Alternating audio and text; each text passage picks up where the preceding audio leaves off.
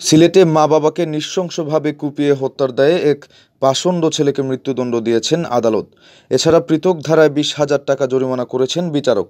বৃহস্পতিবার সিলেটের দায়রা জজ আদালতের সিনিয়র বিচারক মশিউর রহমান চৌধুরী এ রায় ঘোষণা করেন।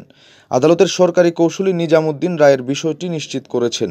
দণ্ডপ্রাপ্ত আসামি আতিকুর রহমান রাহেল সিলেটের গোলাপগঞ্জ উপজেলার সোনামুখপুর গ্রামের আব্দুল করিম খানের ছেলে।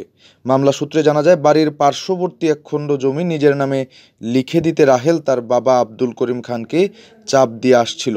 ২০২০ সালের ২৭ মার্চ সে আবারও বাবাকে ওই জায়গা লিখে দিতে চাপ সৃষ্টি করে। এ সময় তার মা মিনারা বেগম বাধা দিলে বাকবিতণ্ডা শুরু হয়। এক পর্যায়ে রাহেল কোদাল দিয়ে তার মাকে মারতে উদ্যত হয়। এ সময় তাকে নিবৃত্ত করতে গেলে সে বাবা আব্দুল করিম খানের মাথায় কোদাল দিয়ে কোপ দেয়। এরপর সে মাকে কোদাল দিয়ে এলোপাথারি কোপায়। শোর চিৎকার শুনে পরিবারের লোকজন ছুটে আসলে রাহেল পালিয়ে যায়।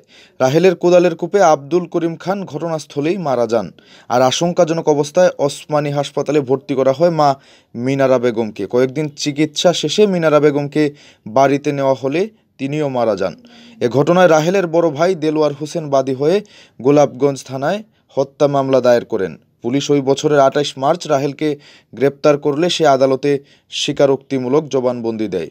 বিচারিক প্রক্রিয়া সম্পন্ন করে বৃহস্পতিবার বিচারক রাহেলকে মৃত্যুদণ্ড ও ২০,০০০ টাকা জরিমানার আদেশ দেন।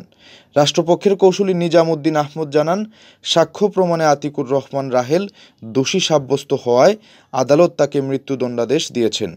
তবে রায়ের বিরুদ্ধে উচ্চ আদালতে আপিল করবেন বলে জানান আসামি পক্ষের আইনজীবী অ্যাডভোকেট মোহাম্মদ ইকবাল হোসেন।